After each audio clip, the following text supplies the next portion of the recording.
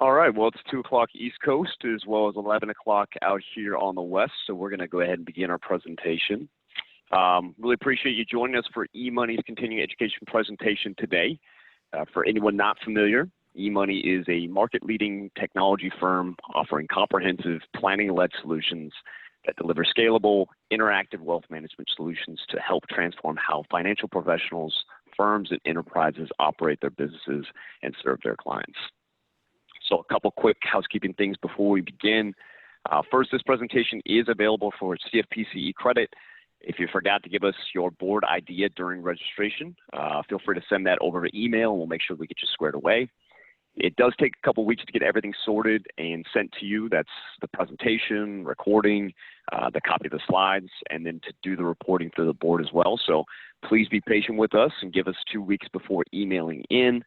However, if you have noticed that you haven't gotten anything after that time, feel free to give us a call or email us in, and we'll make sure that we get you squared away. A reminder about our continuing education program. Webinars do typically occur at the first Thursday of each month. We kind of have a special one-off here for you today, but there's one as well tomorrow. And then webinars will be 60 minutes where attendees can earn 1 CFP CE credit. Keep in mind, you will need to remain on for the entire presentation, which does include the Q&A portion to make sure you earn the credit. Our program is aimed at CFP professionals. However, if you can utilize the CFP CE credits elsewhere, we'll send you a certificate so you can self-report to whichever designation entity applies. So for our show today, this is the second webinar in a 3-part series surrounding holistic planning and that eMoney has put together. And if you missed it last week, Matt Schulte, the head of our financial planning department, walked us through a bit about eMoney's history, the impact planning has and continues to have, and they went over some of the opportunities that exist in our current market, and really how to tap into that market. So if that's something that interests you, go check that out. Pretty interesting. And then the last part, the third part in our series, is going to be in a couple of weeks. That's August 20th, which is a Thursday. We'll have the final session, the third webinar of the series, where we'll have advisors who use the eMoney platform share some of their success stories on engaging clients throughout holistic planning. So again, some good stuff. But for our presentation today, I'm honored to be joined by my financial planning group colleague, Brett Tharp, who happens to be on the other side of the country there in Virginia. I'm out here in San Diego. So hopefully we won't have any glitches working through this for you today. But we're looking forward to going through and applying the financial planning process throughout the client life cycle. If you folks do have questions throughout the presentation, however, please utilize the Q&A button on the bottom of your screen. We'd love to see what you're thinking. If you have any questions, hopefully we can add some color or context around anything we talk about today. I think everyone knows the drill here. The presentation is education and not advice, so consult a professional for questions specific to your situation. A couple things on the menu today. Again, our industry has experienced many factors that has led to a shift in the amount of advisors adopting financial planning, and we'll speak to those. We'll discuss what exactly financial planning is, what are the commonly accepted practices, what are your peers doing, how the definition of financial planning is shaping and informing our clients' experiences, and we'll also talk to the CFP board's planning process and some of the recent changes there. And then lastly, as the presentation title alludes, we'll look to apply the financial planning process across the various financial life stages. So we'll hone in on each segment's focuses, their concerns, some of the rewards and challenges that come from working with that group, and really help you showcase your value throughout. So how can you position yourselves to give the most value to your clients?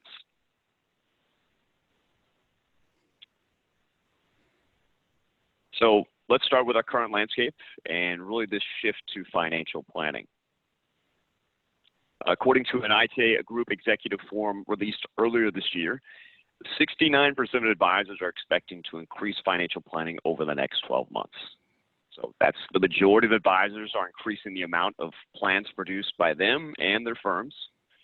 Now you couple that with the fact that we have a Cerulli study, and what that looks to say is that it stated its advisors are offering comprehensive planning to 49% of their clients, and that's expected to increase to 57% by 2021. So a 16% increase over that span. Targeted planning also sees an increase, and that's something like goal-based planning or modular planning. Think maybe planning for education or wedding, and that's expected to increase from 22% to 24%. And then lastly, I think it's important to look at the opposite side of that. The same thing can be illustrated from the flip side. 28% of advisors offered no financial planning when the survey was done in 2019, and that's expected to drop to just 19% by the end of 2021. So again, the conclusion there, both more comprehensive and modular planning from folks already doing it, as well as more planning from those not currently engaged in the practice. So we can see a trend, get a feel for the landscape, maybe you can see where you fit in amongst your peers in that space. But what is causing this shift to planning? Well, as we see it, there are a number of pressures facing this industry. That's us in the wealth management space, us as advisors, planners, and we've summarized that into 4 key categories.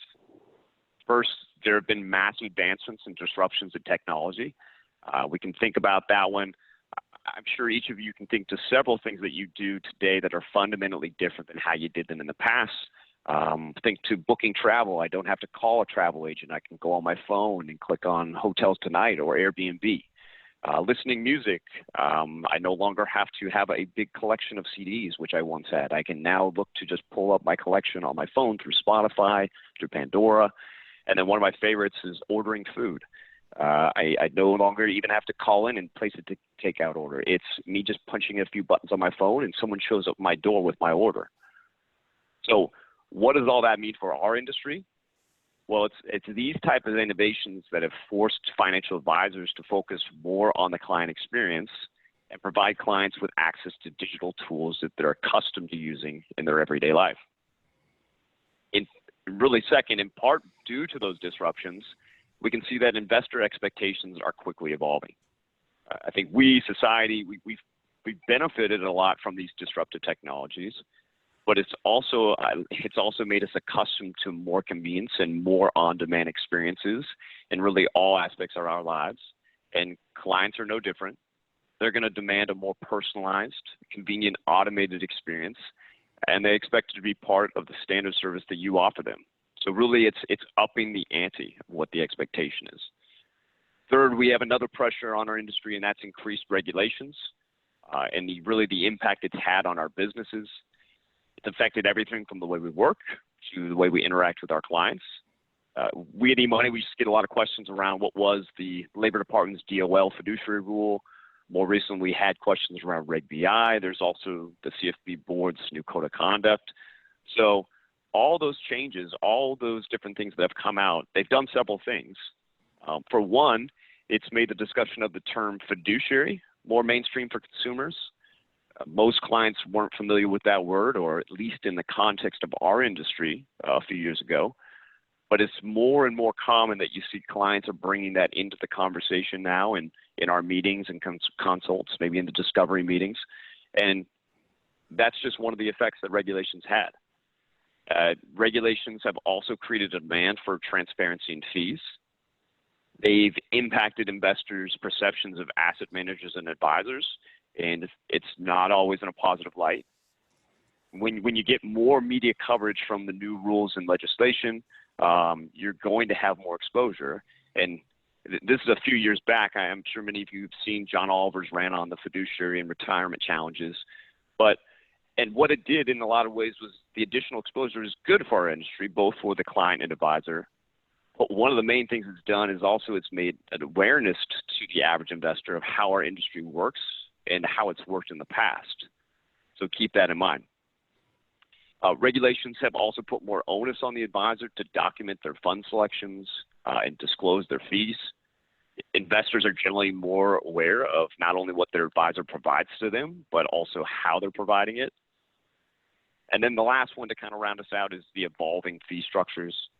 As mentioned before, there is now a demand for greater fee transparency, and therefore a real push for advisors to prove their value particularly in the presence of all the low or no cost options out there. Now, just think too, we have funds that have zero expense ratios. We have no commission trades. There's fractional shares are now a thing. And, robos out there that have no management fees. So all of those factors, all of those things have created very real competition for our industry. And this fee compression, it's added a new pressure for advisors to showcase their value and to develop fee structures that are competitive in this market. Now, individually, each of these four that we just addressed amongst, several others that we could have sparked a lot of conversation. But the theme here is the singular effect that we see is that it's had a push to financial planning. And in the midst of these pressures, financial planning has proven to be invaluable and necessary to be competitive. Planning provides a tangible service that clearly demonstrates the value advisors offer and helps justify their fees. It also provides clients with a personalized advice and experience that they've come to expect in all their technology solutions. But here's the thing. It's not only these external pressures that have pushed advisors towards planning. There are also countless benefits that are pulling them in as well.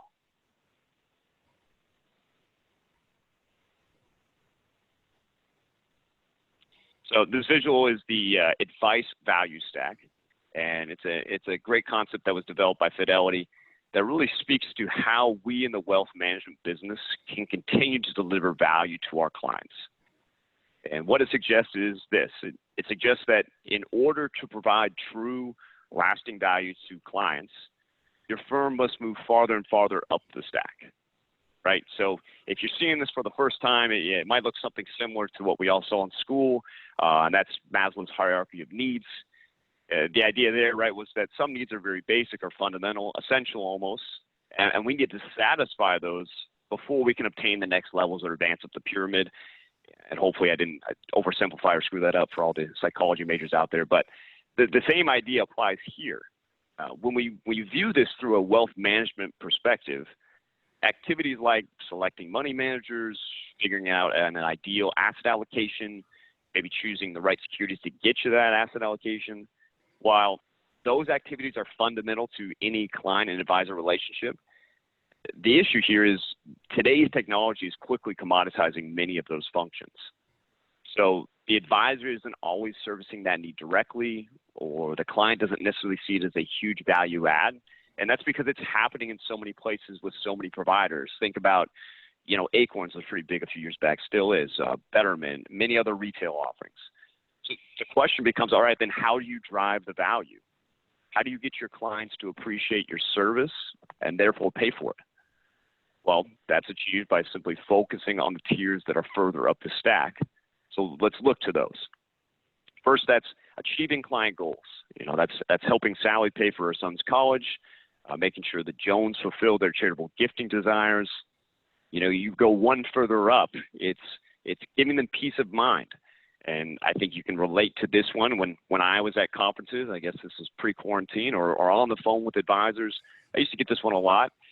Advisors say clients stay with them because they offer peace of mind in knowing that they can retire when they want or possibly provide mom a better standard of living while she's still with us. But there's peace in mind in having a relationship with a knowledgeable professional that can reassure them everything is going to be okay. And then lastly, at the very top, there's delivering a sense of fulfillment.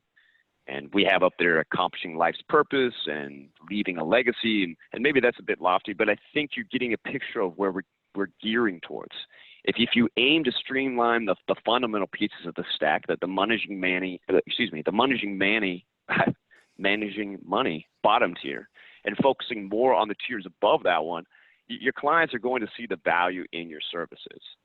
So it's our belief that financial planning is one of the best ways for firms to push their businesses up this stack. Now, with that, we've shown there is momentum. We've seen that there's stats. We understand the logic. And I think I'm speaking to an audience that's probably very familiar with the need or the trend to incorporate financial planning into our practices. However, the next question that comes to mind is really understanding, well, what exactly is financial planning and how is that definition evolving? And so I'll jump in here. It's great to be back with everyone again. This is Brett Tharp, and yeah, so I'll take this section now, Brandon. We asked ourselves this very question, through various steering committees, surveys that we've done with our users, feedback sessions, a lot of internal debate. And we came up with our own definition of financial planning, and it's what's on the screen right now. So eMoney defines a financial plan as a communication that demonstrates a holistic understanding of a client's finances, desired objectives, and assumptions to convey an analysis of future outcomes on one or more financial topics and may include possible recommendations. So kind of, let's break this down a little bit more here. Financial plan, right? It's something that's comprehensive. It's covering many aspects of a client's, not just their financial situation, but just their personal circumstances as well. And we're going to talk more about that in a bit. Plans are put into place to help accomplish these goals, and these goals and the actions towards these goals are going to evolve over time based off of changes in the client's life as well as around in the world around them. And we specifically referenced a holistic understanding, again, to account for the many components that go into a financial plan.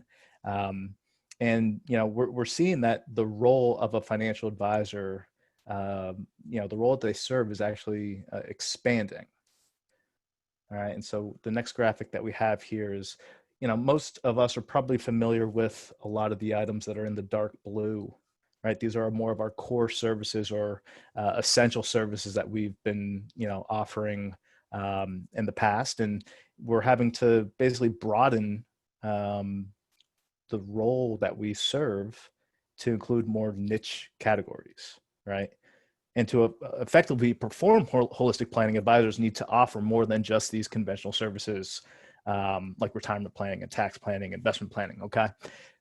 Debt management and credit support, healthcare planning, at times being a mediator between family members. These are just a few examples of the expanded roles that advisors and firms are undertaking to create, that holistic financial planning experience. Of course, there are pros and cons to this, as we all know. On one hand, this does create additional work, additional areas to provide support to a client. Therefore, an advisor or individuals at the firm, you might need to acquire talent or pursue additional education or training yourself to effectively be able to help clients in these certain circumstances. Some of the situations might be more time consuming, and even worse, it might be even less tangible to monetize.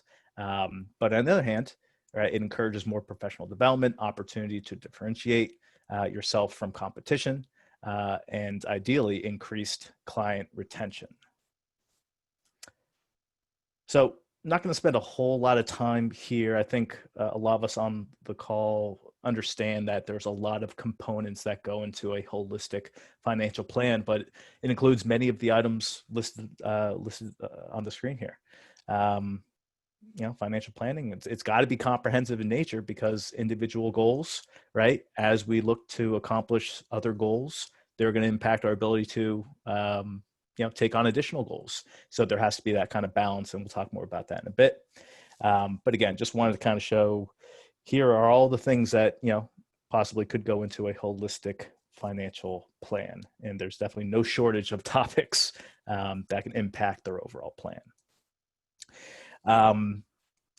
It goes without saying that comprehensive financial planning, right? It's going to take a lot of time. I felt that this was pretty interesting. I wanted to share it with the audience here today. It's a report from Michael Kitchis. It just kind of talks about just the average amount of time that it takes with a new client throughout, the first 12 months of an engagement. How much time does it actually take to apply the various steps of the financial planning process? So full disclosure, this was done before the revised steps came out. So it is referencing the previous steps. But again, I think the main takeaway here that we can understand is that each step is going to require time. This is a ongoing process, and you need to be able to devote the appropriate amount of time, given the client, where they're at, the life stage that they're in, across all the various steps. So that was kind of a segue into, just a quick review on the updated steps of the financial planning process set forth by the CFP board. They are now being enforced. So it's expected that CFP professionals as of June are following these steps. I'm not going to go through each one here. I think it's somewhat self-explanatory. But what I'd rather like to take a little time is actually do a quick comparison to the old steps. So if we just look at the differences here, I think, the main differences, the main takeaways to take away here is, previously the first step was to establish and define that scope of the client relationship. That's basically assumed to be happening in the pre-engagement process, right? So in addition to just having that financial planning agreement, now it's expected to, figure out the scope of the engagement, find out all the areas that, advisors can be working and helping out a client with. And that's all happening before any steps are actually being performed. So the next, I think, big thing is just the emphasis on understanding a client's personal and financial circumstances. And the emphasis here is on the personal circumstances.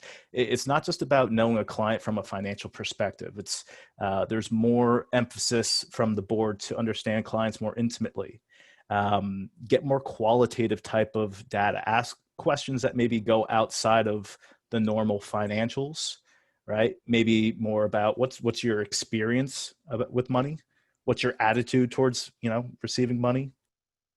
Maybe talking about your life expectancy or family health.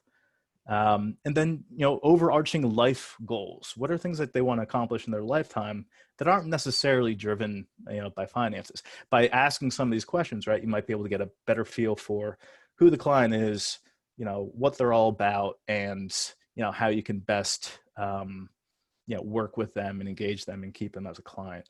That will obviously help identify and select goals. So the goal selection process basically was happening in the old second step, while acquiring data. We're also figuring out goals, but again, there's just more emphasis on figuring out specific goals to try to tackle, and so that is the new second step of the process.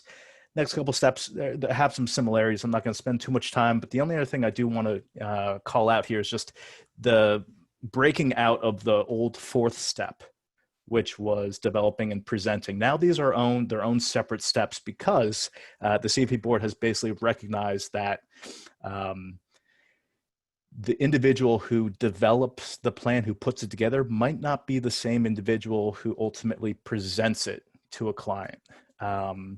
So, understanding that different firms can be organized differently, and that, there might be some more differentiating roles. Now these are completely broken out.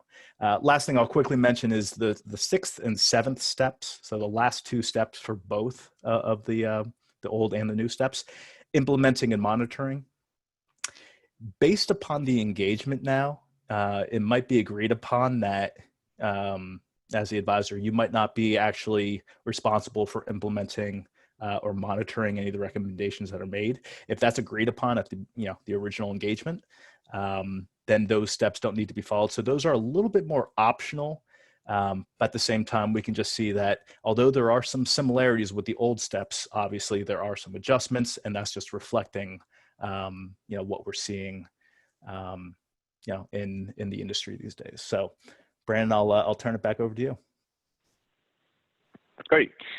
So we saw that there's obviously a move to financial planning. I think most of us are on board with that. We've highlighted a couple pressures as well as the value that's continued to push us there. Brett just walked us through some of the, what financial planning is, how it's shaped by the board. I think really what we want to do now is really, we have a nice foundation. Where is the application? How is it incorporating? How are we incorporating financial planning throughout the client lifecycle? Now, we've lumped that journey into 4 phases, if you will, really just to help us facilitate a conversation on how we can cater to those audiences and clients within each phase. And those phases that we have here are, one, starting out, really those that are just getting their bearings, starting to save, become more educated on financial matters. Then we have those in the pre-retirement stage, and that's, again, accumulating savings for goals like owning a home or maybe raising a family, helping maybe your older generations that are already in retirement, and yourself preparing for retirement. Third, we actually have a retirement. So those looking really to relax and enjoy some quality of life after work life is finished. And then finally, we have our last category, that's leaving a legacy. And again, those are the folks that are nearing the end of their lives. They want to ensure that their loved ones and are cared for, and really that everything is in order. So with each group, again, we'll focus on, some of the focuses, rewards, and we'll demonstrate how you can use technology to scale for each while implementing the financial plan process outlined by the board. As in life, again, there's gray areas in all things, so there's by no means are we saying that you'll fall into a distinct category. In fact, you might see or look at this and see a client that you might see some overlap, but the message here really is just to simply demonstrate how we can work with someone in a particular phase and do so in a scalable and profitable way. So again, we ask ourselves, all right, well, how do you do that? Well, we see it as, again, technology is obviously going to play a big role here. And if we're looking at it from a 2019 Cerulli study on advisor metrics, on average, heavy technology users manage 238.9 million per practice, whereas light users manage only 106.3. So the average practice productivity is going to increase as technology use expands. This is really just suggesting to us that technology plays a role in improving productivity. Now, in today's environment, as we discussed about the pressures moving us to planning, firms have been tasked with how to adapt their services to engage in planning conversations with a very wide range of clientele. They have to balance this with the fact that those planning conversations are not only looking to be personalized, but we need to do that for each client's individual needs and goals, and we need to make sure we can do that in somewhat of a scalable way. I think it's pretty intuitive that planning without the right technology, without any kind of automation, that's going to be time consuming. That's probably inefficient and it's difficult. So advisors are going to need to rely more on integrated technology solutions to help power their services and provide the interactive financial advice that's tailored to the various clients' needs. In a study directed at understanding those client needs, advisors were asked how they see the client experience evolving over the next 5 to 10 years. And your peers, 42% of them said that they'll look to customize every client experience based on their specific needs. Now, you couple that with the finding that 56% of the advisors see clients more focused on personalized services. 54% say clients will demand more value for their services, and roughly 40% will want more digital engagement versus face-to-face. And you start to see that we have a serious need to solve. Well, we can do that through technology, and lucky for us, there are many solutions that exist that enable advisors to do that and much more. What you're looking at there is the famous Kitches map. That really outlines all the fintech solutions that's available to you.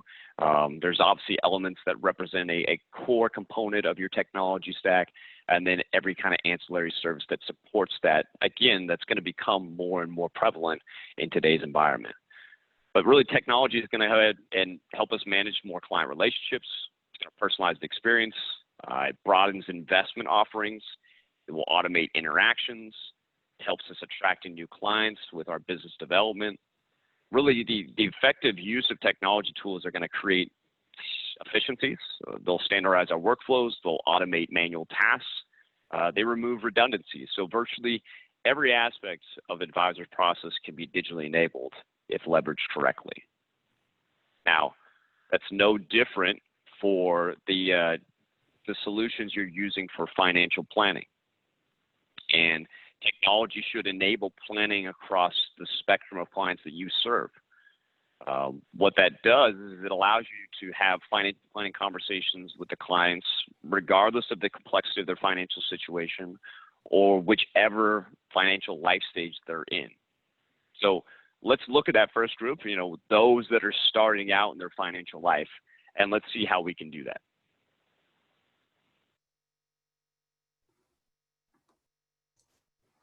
All right. Thanks, Brandon.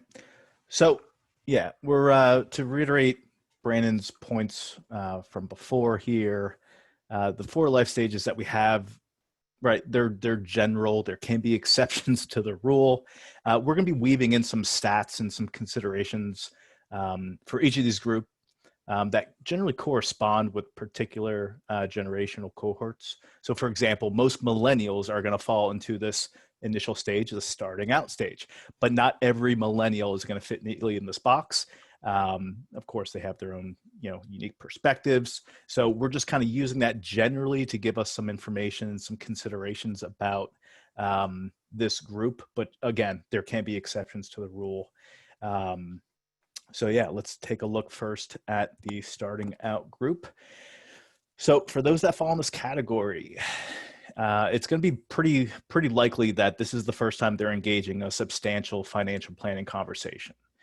They may have tried some tools online. Maybe they've tried a couple different calculators, but by and large, this is going to be the most significant learning opportunity when it comes to financial planning. So they probably don't have an established budget that they're following. They probably haven't made a lot of progress into saving for different types of goals or even having that emergency fund set up. They could be wrestling with debt, and they might need some insight into how to resolve that burden. And since they don't have a lot of experience, it's going to be important to provide education. All right. Education that's going to help instill positive financial habits for them to follow into the future. It's going to set that foundation, for them to be, just financially responsible. All right. And so it's supremely important now more than ever. Generally speaking, just wanted to call out a couple considerations. So the information that we're seeing here is from a study from the Quantum Group. Not going to hit every single one, but I'll just call out some that I think are the most influential.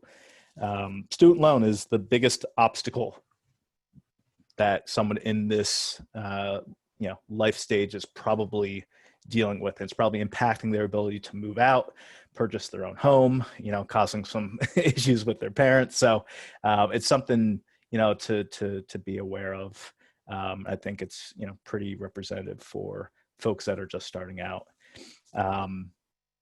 The majority of individuals in this group are most likely expecting an advisor to almost be a Superman or Superwoman, and protect them from the inevitable ups and downs of the market. So I think this is where that education piece really comes in. To help understand that, hey, markets can be cyclical, the system's not rigged. So the education piece is going to be important. Obviously, this group craves technology and digital solutions. So before we start talking about how to showcase some value, let's talk about some of the rewards and challenges. Frankly, this group probably doesn't have a lot of stuff, a lot of assets saved. They probably don't have a high amount of income or have, disposable or extra income to potentially, do some things more with. Even if a client falls into that Henry category, which is a high earner who is not yet rich, or not rich yet, excuse me, they could be saddled with student loan debt, and that could be the biggest thing that they want to, focus on, and therefore, might prevent them from being able to utilize a lot of the other services and things that you offer. So there are still opportunities here, obviously. Doing good for a client now, you can be rewarded in the future. According to a Fidelity study, folks in this group, 45% of younger investors are more inclined to consolidate the majority of their assets with one advisor as opposed to spreading it across multiple advisors. So that might be different compared to other generations that maybe look to maybe spread things out and diversify across different institutions or even money managers. So just know that, folks that typically are kind of in this starting out phase might, look for just one person to help them with this as opposed to a number. They might not have the assets now, but they very well could in the future, right? We know that the wealth transfer events are going on, and eventually, it's going to come to this group. So they might not be the first, beneficiary, but eventually, it's going to be an opportunity for them. So we want to get in with this group as well. And a lot of advisors, from a business standpoint, a lot of advisors and firms are just looking to diversify the clients that they have, right? It's going to help, for that future growth and kind of, keeping the business stable for the time being. So some rewards and challenges, how are we actually going to get through? How are we going to showcase some value?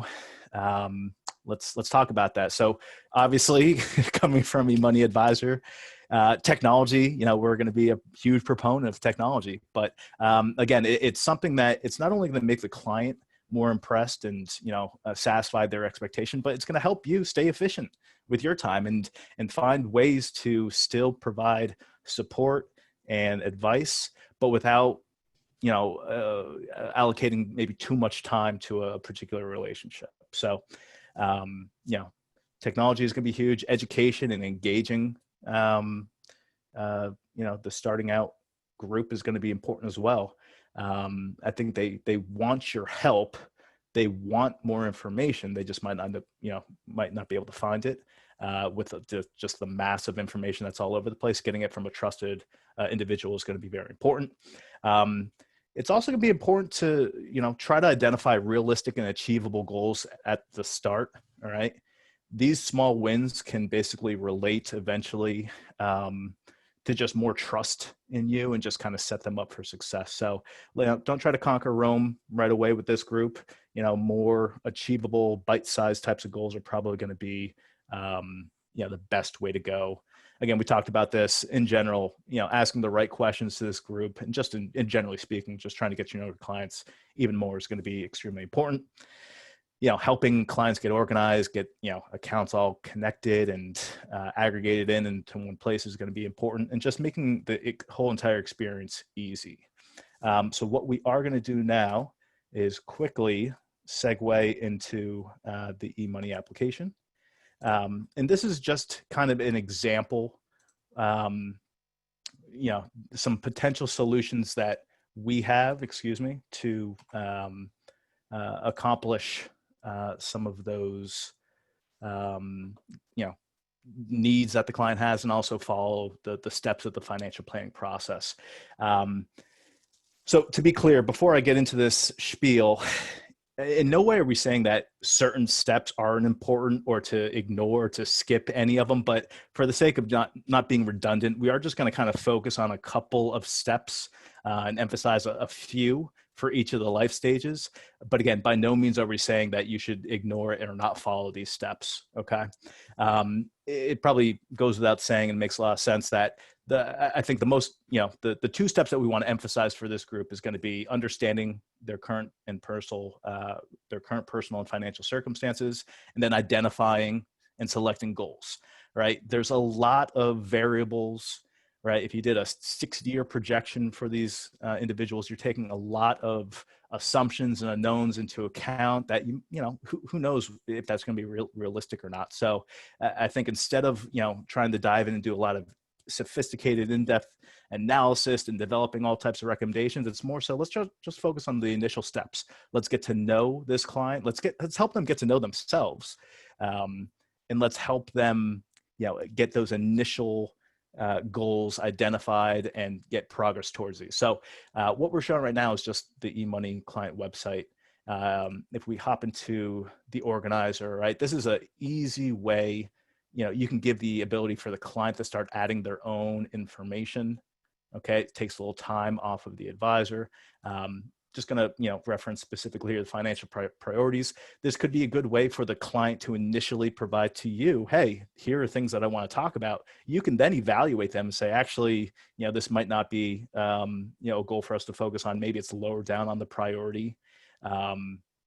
on the priority list. So it's just a way to kind of get some more information from the client, get their input and utilize it and make it transparent to them as well. Another very common goal, right, for anyone who finds themselves in this group is just, maybe creating an initial budget and just following it. So what we have here is just some very quick and easy to use tools that will help clients connect their accounts, start putting together budgets, looking at things over certain different time frames, and just, trying to feel better about how they're spending and if they're actually following, a budget and managing their cash flow appropriately. Then the last little area I'm just going to call out real quick here is just the workshops.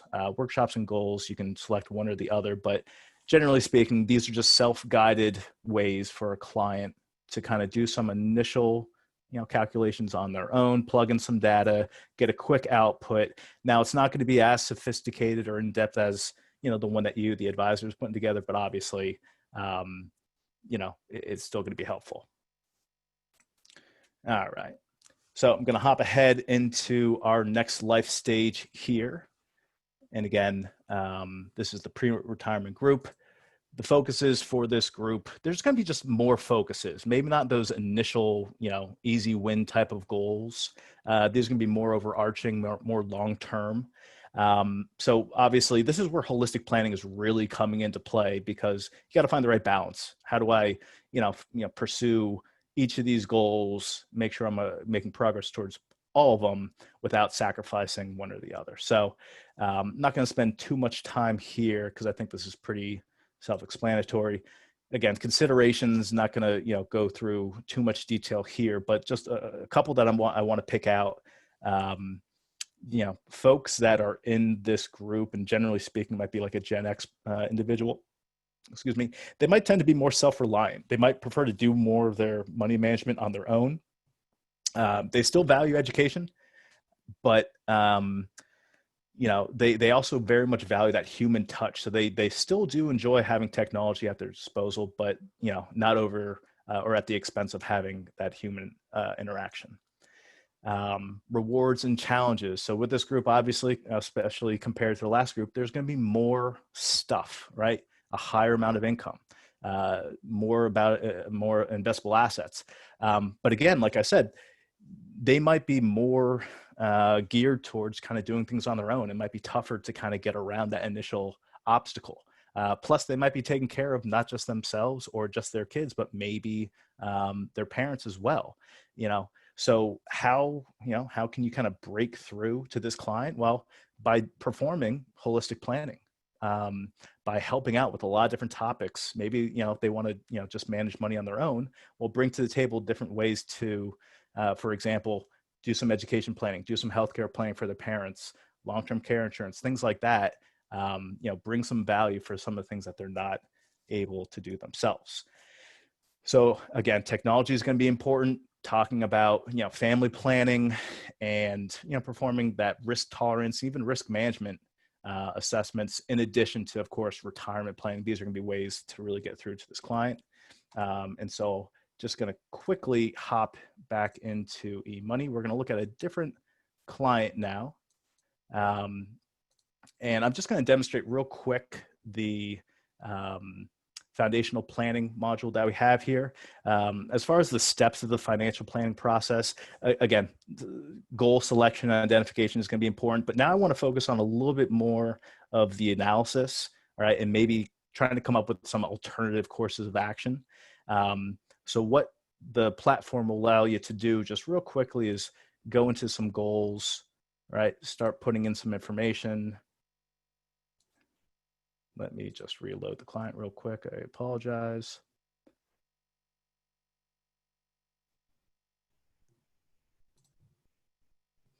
All right, so it's going to use information from the fact finder. Again, these are all things that you can do, or we'll be happy to give you a trial if you're not an existing user, but encourage you to go through, start adding some information, but you can see that fairly quickly with simple data inputs, we can start to get an idea of, okay, where is the client at? Okay. And, oh, they're not making it. So what can I start to do instead? And if I just do a quick planning scenario where I start changing various variables, maybe the retirement age, expenses, all this good stuff, right? We can basically get a new projection and start doing that analysis by not sinking a ton of time, but exposing different alternative courses of actions. And just if we want to just real quick look at how can we implement some of these things, because maybe some of these things are outside of your control. Maybe you want to encourage the client to up the contribution rate for their company 401k or something along those lines. We can definitely use the tasks in eMoney. It's just a way to kind of say, hey, who's responsible for doing what? So I could say Kim and Katie and Steven, you're responsible for talking to your employer, getting some more information, et cetera, et cetera. You can assign it to the client. It can show up on their own portal, or it can be something for yourself, or maybe my paraplanner or someone else internally. So just, if we're going to be implementing any types of considerations, who is responsible, when is it going to get done? eMoney is going to be helping out with that. And so with that said, I want to turn it back over to Brandon here to talk more about the next two stages. Yeah, so the last two, we have retirement and leaving a legacy. These are, I think, are going to be more your bread and butter clients. I think it's something that we're usually familiar with. When we're looking at those retirement clients, and we'll pull that up, this is the, again, what we said is kind of that sweet spot. The challenges that apply to the other groups, like those starting out, they don't really apply here. This group has really accumulated their wealth. It fits nicely into the traditional compensation of models for advisors. But the group's focus is really heading into retirement, that they just want to make sure that their money they don't outlast their money. Much of the planning focuses for the group are traditional ones. You can look to investment planning, tax considerations, maybe some of the decumulation strategies, right? How am I going to supplement my income from my portfolio if I'm not getting enough from my income sources? And we know these are focuses for retirement clients. What I found interesting really for this group is some of the considerations or some of those notable things within this group. And that's, they've experienced different crises that have kind of been turbulent times. They've experienced the highs and lows of the markets. Only 17% consider themselves knowledgeable about investments. So again, you have a little more say within those clients because they're looking to you for that advice.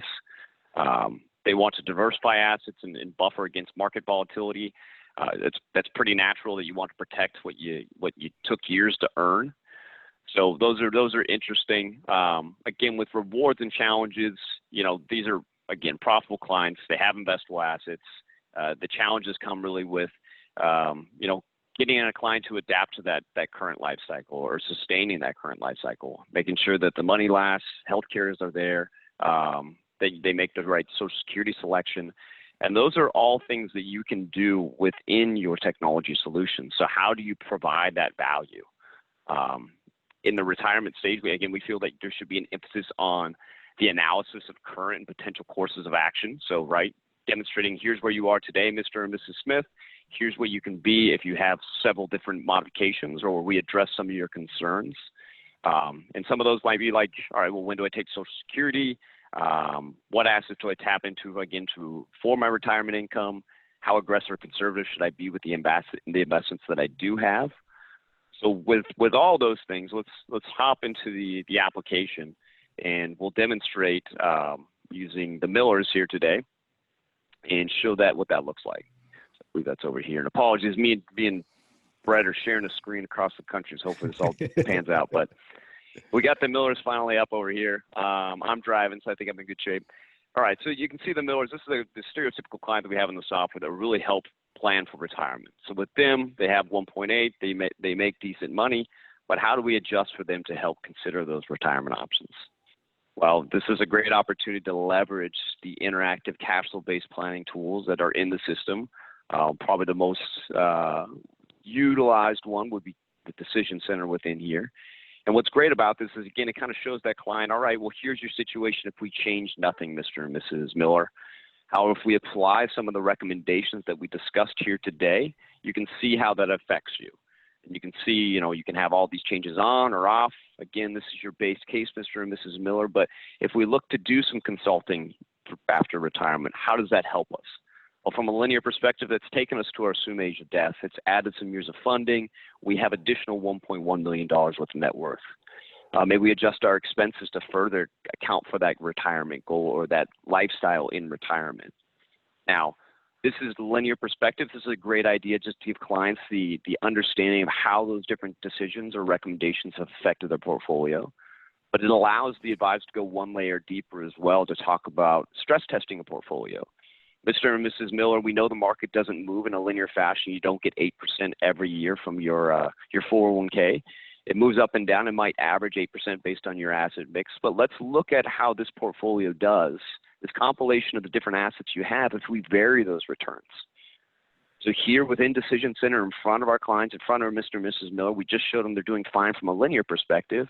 But how are they doing from a Monte Carlo stress test? When we randomize the returns, well, 84% of the time they're successful, right? You're helping the clients visualize through this stream here of the range of possibilities and the median case, or what's the most likely outcome in regards to, or the range of possibilities, I guess I should say, for their outcomes when they live through retirement. Now, what's great about this is this feature allows you to dial in certain years that you want to focus in. If I only want to focus on retirement years, or if I want to focus on from 2025 to 2030, I can use this slide to adjust and show how that change happens.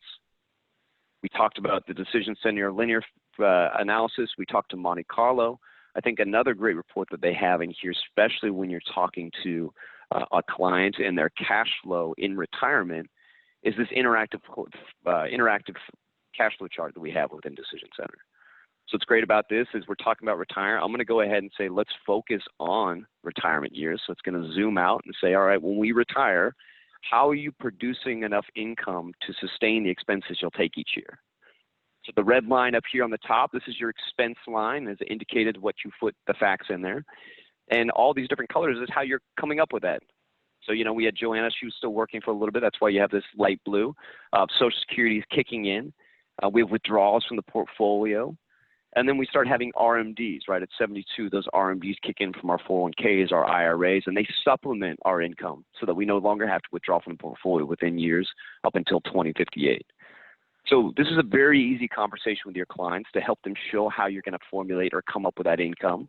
If there's specific questions around where those numbers are coming from, you can simply scroll down the screen, help them understand some of the information that's coming through on the chart above. So again, what we want to stress is just depending on whatever your conversation is, whatever hypotheticals they want to model, if there's something else that they want to address, you have the functionality within this tool to say, all right, well, let's look at purchasing that BMW at retirement. Or you want to buy that vacation home in 2040, great, you can plug these things in. You can do it on the fly as well with the clients here so they can understand, again, the implications of those decisions, whether it's adversely or positively affecting the portfolio. So that's our retirement picture and how we can leverage some of the tools to help us scale those planning needs. Let's look to leaving a legacy.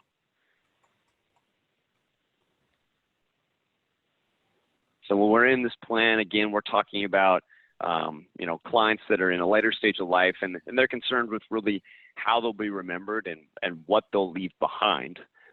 In most cases, clients want to ensure that just all the loose ends are tied up. So just making sure that the wills are completed, trusts are drafted, power attorneys and advance directives are in place should anything happen. When we talk to rewards and challenges, I think, one of the biggest things here is that you're probably working with some of the longest, deepest level of relationships that you've had. And that's nice. That's definitely a reward for working with this group. Where you may struggle with this group is that it's hard for them to get all their estate concerns sorted. They don't, you haven't found a tool or a way to express the need to make sure all these things are dialed in. Well, these are ways you can leverage technology to do so. And again, the big thing here is showcasing your value for this client segment, and we can do that by tapping into and giving them peace of mind, like we talked about earlier. By sharing information with family, reducing the family burden. And what that looks like within eMoney or within any kind of planning technology is this. today we're gonna use the Steins, and that's one of our clients in the software here. And as you can see from the overview, obviously the client's done very well financially. They're not so much concerned with outlasting their assets. Instead, they want to make sure that their affairs are in order when they pass away. So let's look to that. And what's great about this is in the software, there is a slew of estate planning reports that you have access to.